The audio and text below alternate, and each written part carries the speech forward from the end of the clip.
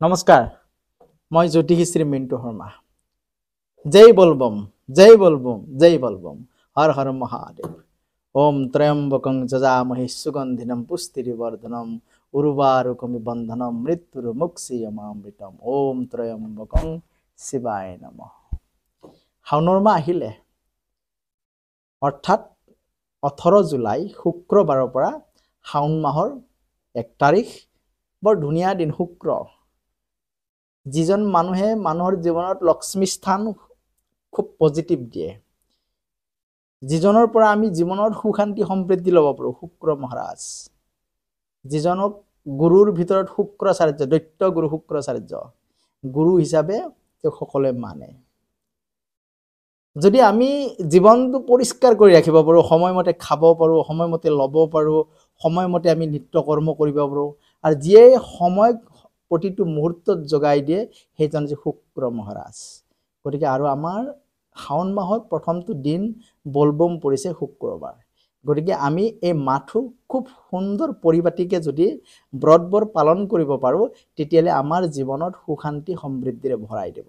গতিকে অতি প্ৰয়োজন এইটো মাহ, এই শাওনৰ মাহটো, বলবমৰ মাহটো আমি ধুনীয়াকৈ শান্তিৰে সজাই ল'ব লাগিব পাৰিলে।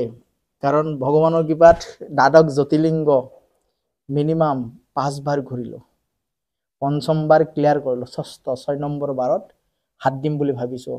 দ্বাদশ জ্যোতিৰ্লিংগ ঘূৰিলোঁ, 4 ধাম ঘূৰিলোঁ। গতিকে মই বলবমৰ সময়ত যেনেকৈ নাহক মই জ্যোতিৰ্লিংগ মিনিমাম 5টা বা 6টা প্ৰতি বছৰে ক্লিয়াৰ কৰিবলৈ মই চেষ্টা কৰোঁ। কাৰণ মহাপ্ৰভুৰ আশীৰ্বাদত মই প্ৰতিবাৰে পাৰি আছোঁ সক্ষম অনুযায়ী, বা তেওঁ মোক লৈ গৈ আছে। গতিকে এইবাৰো মই চেষ্টা কৰিম, আৰু গ'লে তাৰে সৰু সৰু ভিডিঅ' আপোনালোককতো মই ক্লিপ দিয়ে থাকোঁ। কিন্তু এই শাওনৰ মাহত দ্বাদশ জ্যোতিৰ্লিংগৰ ভিতৰত যদি এটা জ্যোতিৰ্লিংগ যদি চুব পৰা যায় তেতিয়াহ'লে আমাৰ জীৱনত সুশান্তি সমৃদ্ধি সদায় ভৰি পৰে, আমাৰ জীৱনৰ নিগেটিভবোৰ আঁতৰি যায়। গতিকে আপোনালোক যদি পাৰে, মনত সম্বল হয়, সাহস হয়, তেতিয়া দ্বাদশ জ্যোতিৰ্লিংগৰ ভিতৰত হ'লে এটা হ'লেও জ্যোতিৰ্লিংগ আপোনালোকে চুব বা তাত গৈ দৰ্শন কৰিব, দেখিব জীৱনৰ যিমানবোৰ নিগেটিভ আছে আঁতৰি যাব, পজিটিভেৰে অকণমান ভৰি পৰিব। কিন্তু এটা মনত ৰাখিব দেই, জ্যোতিৰ্লিংগ এনেকুৱা এটা পাৱাৰফুল পজিটিভ এনাৰ্জি, তাত গ'লেই দেখিব পাৰিব যে নিজৰ মনত যেতিয়া মনটো ইমান তেওঁক পাবৰ কাৰণে ইমান কষ্ট কৰি যোৱাত যিটো এটা দুখ বেদনা যন্ত্ৰণা থাকে ছেকেণ্ডত নাইকিয়া হৈ যায়, এটা পজিটিভেৰে ভৰি পৰে, আৰু তাৰ পাছে অহাৰ পাছত নিজৰ জীৱনটো এনেকুৱা পজিটিভ ফিল হৈ থাকে। গতিকে মই আশা কৰোঁ এই শাওনৰ মাহত পাৰিলে এটা হ'লেও জ্যোতিৰ্লিংগ দৰ্শন কৰক, আৰু যদি নোৱাৰে তথাপিতো যিসকল লোকে নোৱাৰে নিজৰ ঘৰতে শাওনৰ মাহটো আপোনালোকে ব্ৰত পালন কৰক। কিন্তু এই মাহটোত কোনেও মাছ মাংস গ্ৰহণ নকৰিব, পিয়ৰ একদম শুদ্ধভাৱে আপোনালোকে নিৰামিষ গ্ৰহণ কৰক। পাৰিলে দিনটো আপোনালোকে প্ৰতিটো এই যিকেইটা সোমবাৰ পৰিব এই প্ৰতিটো সোমবাৰতে আপোনালোকে পাৰিলে ফলাহাৰ গ্ৰহণ কৰক। ফলাহাৰ গ্ৰহণ কৰিলে কি হয়, আমাৰ জীৱনৰ যিবিলাক ব্যাধি বেমাৰ ৰোগ অশান্তি দুৰ্যোগ ক্লান্ত অসুস্থতা চববোৰ আঁতৰি যায়। আপোনালোকে নাভাবিব যে সামিক খালেই পুষ্টি থাকে, নহয়। আপোনালোকৰ যদি এই শাওনৰ মাহৰ সোমবাৰকেইটা যদি একদম বিশুদ্ধ শুদ্ধভাৱে যদি আপোনালোকে ব্ৰতকেইটা পালন কৰিব পাৰে তেতিয়াহ'লে আমাৰ জীৱনৰ যিবিলাক ৰোগ ব্যাধি বেমাৰ যন্ত্ৰণা চববোৰ আঁতৰি যাব। কিন্তু আমি অকল ডাইৰেক্ট সোমবাৰত এণ্ট্ৰি মাৰিলেই নহ'ব, তাৰে আগতেই কিন্তু আমি ব্ৰতটো পালন কৰিবৰ কাৰণে শাওনৰ মাহৰ 1 তাৰিখ 18 জুলাই সোমবাৰ সিদিনা কৰিব লাগিব স্বয়ং ভগৱান শিৱ প্ৰভুৰ নামত আমি এখন থাপনা স্থাপন কৰিব লাগিব। সেই স্থাপনাৰ ওপৰত এটা ব্যাঘ্ৰ বস্ত্ৰ ৰাখিব লাগিব, তাৰে ওপৰত ৰঙা বস্ত্ৰ, তাৰে ওপৰত পিতলৰ ঘট এটা, আৰু যিটো পিতলৰ ঘটটো ৰাখিম তাৰে ওপৰত ধুনীয়া কৰি এখন আপোনালোকে চক্ৰমণ্ডল আঁকি ল'ব, লৈ তাৰে ওপৰত ধুনীয়াকৈ ঘট এটা স্থাপন কৰিব। আৰু সেই যিটো ঘটত আপুনি পানী দিব, সেই পানী তাত অৱশ্যই মনত ৰাখিব অকণমান হ'লেও ৰঙা চন্দনৰ গুড়া আৰু লগতে অকণমান গংগাৰ পানী, অকণমান গোলাপ জল তাত দিব নাপাহৰিব। সেই বস্তুটো দি পঞ্চপল্লৱেৰে আপোনালোকে ঘট এটা স্থাপন কৰিব, তাৰে ওপৰত এটা নাৰিকল ৰাখিব, আৰু এখন ধুনীয়া কৰি ৰঙা কাপোৰেৰে মেৰিয়াই দিব, এটা দম্বৰু ৰাখিব, তেওঁৰ সেই চাইড বা চাইডে এডাল ত্ৰিশূল ৰাখিব, ৰাখি আপোনালোকে ব্ৰতটো সিদিনা আৰম্ভ কৰিব।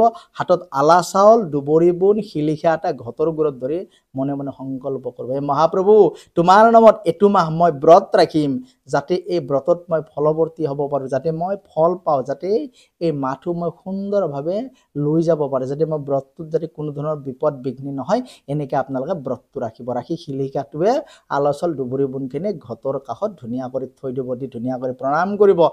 ওম নমঃ শিৱায় 108 বাৰ জপ কৰিব, নহ'লে মহামৃত্যুঞ্জয় মন্ত্ৰ তাতে জপ কৰিব। ওম ত্ৰয়ম্বকং যজামহে সুগন্ধিনম পুষ্টিবৰ্ধনম উৰ্বাৰুকমি বন্ধনম মৃত্যুৰ মুক্ষীয়মামৃতম। ওম ত্ৰয়ম্বকং শিৱায় নমঃ। নহ'লে শিৱৰ যিটো গায়ত্ৰী ওম তৎপুৰুষায় বিদ্মহে মহাদেৱায় ধীমহি তন্ন ৰুদ্ৰাং প্ৰচোদয়াৎ ওম, অৱশ্যই কৰিব। আৰু কি কৰিব জানেনে, আপোনালোকে এনেকৈ কৈ ধুনীয়া কৰি ব্ৰতটো আৰম্ভ কৰিব। আৰু সিদিনা শুক্ৰবাৰৰ আগা দিনা বৃহস্পতিবাৰ পৰিব, সিদিনা দিনটো উপবাসে থাকি সন্ধিয়া আপোনালোকে হবিজ কৰিব। হবিজ কৰিলে কি হ'ব, এই যে বছৰটোত যে আমি বেছিভাগ সময় বাহিৰত খালোঁ, কেতিয়াবা সামিষ নিৰামিষ খালোঁ, সেইবিলাকৰ যিটো সেই বস্তুটো কাটা যাব, যে আপোনালোকে সিদিনাৰ পৰা নিজকে এটা পবিত্ৰ পবিত্ৰ ফিল কৰিব। এনেকৈ আপোনালোকে ব্ৰতটো আৰম্ভ কৰক। কৰি প্ৰথমটো সোমবাৰৰ দিনাখনে আপোনালোকে কি কৰিব জানানে, এটা লতাত কৰি অকণমান 1 লতা পানী ল'ব, তাতে তিল অকণমান দিব, তাতে অকণমান মধু দিব, তাতে অকণমান গাখীৰ ফুটীয়া গাখীৰ দিব, দি শিৱলিংগ আপোনালোকে অভিষেক কৰক। আৰু তাতে প্ৰথমটো কি কৰিব, 11টা বেলপাত ল'ব, 11টা বেলপাতত চন্দন লগাব, লগাই কেনে ওম নমঃ শিৱায় কৈ শিৱলিংগত অৰ্পণ কৰক। 108টা বেলপাতৰ মালা এডাল বনাই শিৱলিংগত সিদিনা অৰ্পণ কৰক। আৰু সিদিনা আপুনি সন্ধিয়া সময় 100 পঞ্চমুখী ঘিৰ চাকি নিজৰ ঘৰত জ্বলাই মিনিমাম 1008 বাৰ আপোনালোকে শিৱৰ গায়ত্ৰীটো জপ কৰক, নহ'লে ওম নমঃ শিৱায় জপ কৰক। এনেকৈ আপোনালোকে প্ৰথমটো সোমবাৰ ব্ৰতটো পালন কৰক।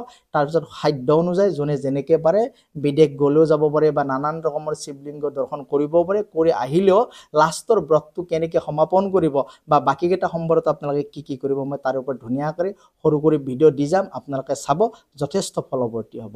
আৰু দেখিবলৈ পাব এইবাৰ প্ৰথমটো সোমবাৰত কিন্তু নক্ষত্ৰটো বহুত পজিটিভ নক্ষত্ৰ, ৰোহিণী নক্ষত্ৰ, আৰু সেই দিনটো স্পেচিয়েল হয়। তাতে আৰু একাদশীত সূৰ্যোদয় হ'ব, গতিকে যথেষ্ট শুভ ফল পাব। গতিকে বিশেষকৈ যদি আপোনালোকে সিদিনা দিনটো আৰম্ভ কৰিব পাৰে, যিদিনা সোমবাৰে কৰিব, সিদিনা আপোনালোকৰ সোঁহাতত হালধীয়া কাপোৰত যদি আপোনালোকে বেলৰ শিপা অকণমান মেৰিয়াই ল'ব পাৰে, এই মাথোৰ কাৰণে যিসকল লোকৰ অকণমান দৃষ্টবৰ্ষ থাকিব, পজিটিভিটি পাব, বা দিনটোত যদি কিবা এই যিটো ব্ৰতটো ৰখাত কিবা যদি অসুবিধা, অকণমান কনফিউজ হৈছে, সেই কনফিউজটো আপোনালোকৰ পৰা আঁতৰি যাব। গতিকে আশা ৰাখোঁ মই এতিয়া ধৰণে আপোনালোকে ব্ৰতটো পালন কৰক, যথেষ্ট শুভ ফল পাব। নমস্কাৰ।